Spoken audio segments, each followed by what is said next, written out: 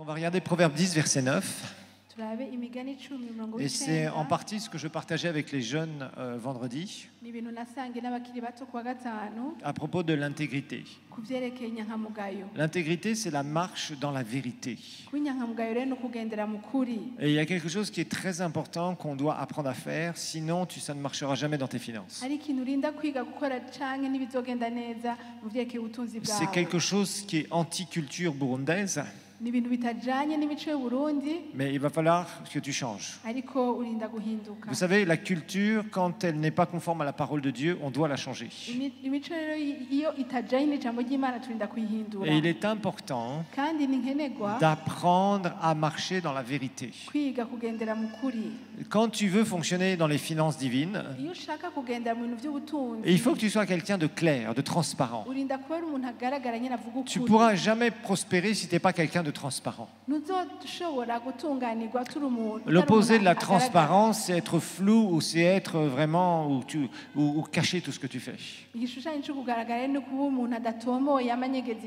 Et vous savez, avoir un cœur clair, c'est quelque chose qui est très important. Dire la vérité à ton prochain, c'est important. Dire ce que tu penses dans ton cœur, réellement, c'est important. Je sais qu'ici, la culture de l'hypocrisie et du mensonge, c'est quelque chose qui est très important et que malheureusement, des parents chrétiens honteusement transmettent à leurs enfants.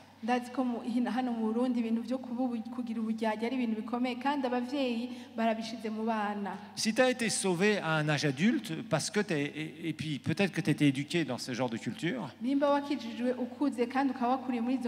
au niveau de ne jamais dire toute la vérité, de cacher des choses partout, d'être bizarre, tu dois en guérir d'abord. Mais s'il te plaît, ne transmets pas ça à tes enfants. Ne transmets pas ça à tes enfants. Éduque-les à marcher dans la vérité. C'est important. Tu dis non, tu dois dire tel que c'est. Arrête de dire une demi-vérité ou un demi-mensonge. Parce que la Bible est très claire là-dessus. Celui qui marche dans l'intégrité, c'est-à-dire qui fonctionne dans la vérité, qui est connecté entre son cœur et sa bouche, c'est connecté. La Bible nous dit marche avec sécurité. Moi, c'est ce que j'ai comme version là, en sécurité. Et ça, c'est quelque chose qui est important. Apprends à connecter ton cœur avec ta bouche. Ne sois pas quelqu'un de flou. Vous savez, de l'eau qui devient floue, tu peux prendre de l'eau pure, un verre d'eau pure. Si tu verses dedans rien qu'une petite pincée de terre, cette eau va devenir floue. Et puis, au bout d'un moment, elle sera un petit peu plus claire, mais elle ne sera plus transparente comme avant.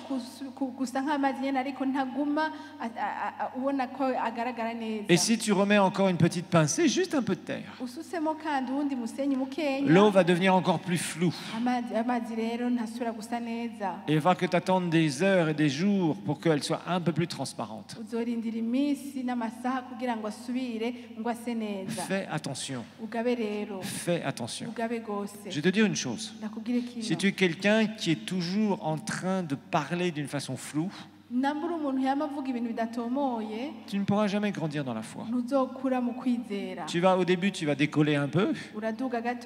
Et au bout d'un moment, l'ennemi profitera de ça dans ta vie et t'empêchera d'avancer. Tu seras toujours bloqué parce que tu n'arriveras pas à avoir une grande foi. La foi, c'est de connecter ce que tu crois dans ton cœur avec ce que tu dis avec ta bouche. Tu ne pourras pas avoir une très grande foi si tu n'es pas quelqu'un de parole, quelqu'un qui est capable de dire voilà la vérité. Le jour où tu seras confronté, ou peut-être on t'accusera de certaines choses, quand tu as dit la vérité, la vraie vérité, ce qu'il y avait dans ton cœur, les gens peuvent essayer de te cuisiner pour essayer de dire non, non, c'est pas vrai, tu sais Tu le sais, que tu as dit ça, que tu as fait ça, base. Et il n'y a rien à ajouter, rien à enlever. Marcher dans la transparence est quelque chose d'important. Ça ne veut pas dire que tu feras un parcours parfait. Le roi David est un roi qui est nommé dans la Bible partout. Mais la qualité qu'il avait, c'est qu'il avait un cœur selon le Seigneur. Ce n'était pas, et pourtant c'est quelqu'un qui a fait plein d'erreurs et des graves, certains péchés même très graves. Mais la parole de Dieu lui rend témoignage sur son cœur. Et ça c'est important, c'est quelque chose que tu dois comprendre. Apprends à connecter ton cœur avec ta bouche. Si tu as fait une faute, reconnais que tu es coupable et que tu assumes la responsabilité. La Bible va nous dire dans 2 Corinthiens chapitre 13 verset 8 quelque chose qui est vraiment puissant. 2 Corinthiens 13, 8. La parole de Dieu va nous montrer que marcher dans la vérité, il y a une puissance dans ça. Paul dit, car nous n'avons pas de puissance contre la vérité, nous n'en avons que pour la vérité.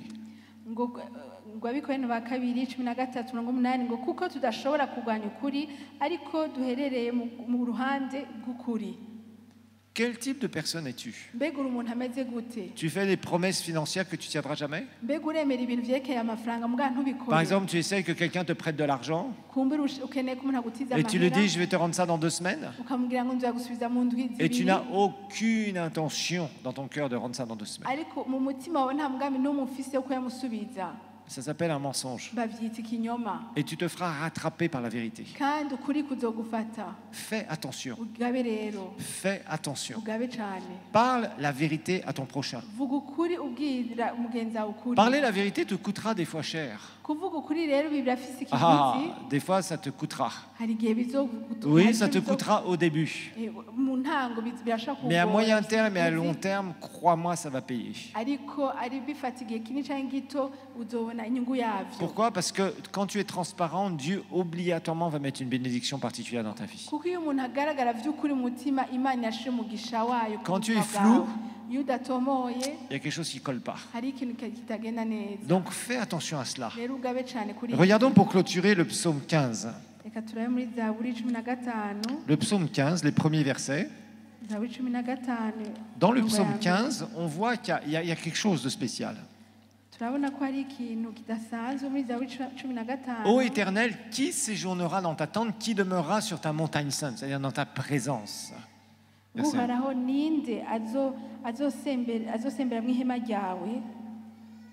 Verset 2. Celui qui marche dans l'intégrité, regardez bien, qui pratique la justice et qui dit la vérité selon quoi? Son cœur.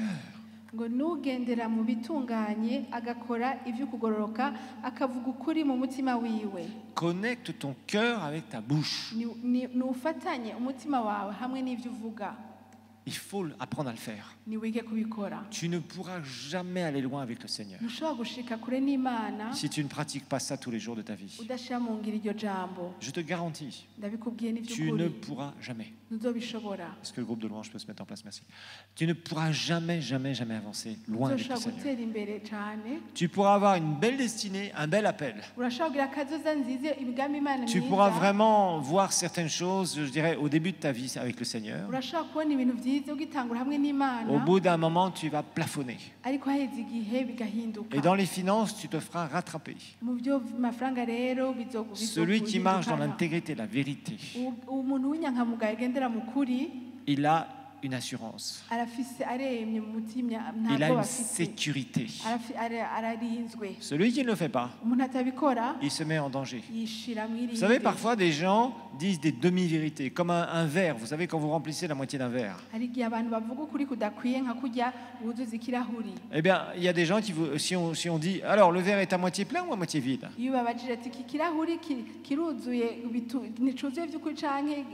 Il y en a qui diront, bah non, il est à moitié vide. D'autres ils diront non, il est à moitié plein. Un demi-mensonge, c'est une demi-vérité. Une demi-vérité, c'est un demi-mensonge. Et Dieu ne peut pas appuyer ces choses. Ne te fais pas d'illusions. Apprends à parler la vérité à ton prochain. Dans les finances, sois clair. Souvent, vous dites ici, j'ai pas d'argent. Tu as 5000 balles dans ta poche, mais tu dis j'ai pas d'argent. Yo, shame on you. Tu dis t'as pas d'argent. Si, mais dis que t'as pas d'argent pour ça, c'est tout. Pour ça, pour ce qu'on te demande, oui. Dis non, je ne donnerai pas d'argent pour ça. Et pourquoi tu dis que tu n'as pas d'argent? Tu es en train de confesser que tu es pauvre? Yo, shame on you. Non, apprends à changer ce langage. Ça, c'est un langage culturel qui est mauvais. Ou alors tu sais quelque chose puis tu dis sinzi. Non, tu sais très bien. Non, dis, va lui demander si tu veux savoir. Sois franc. Apprends à l'être. Si tu n'as pas de franchise et de réalité, de vérité, tu vas te retrouver piégé. Tu vas te retrouver piégé. Apprends ces choses. Ce sont des principes simples de caractère, mais dans les finances, ça fonctionne.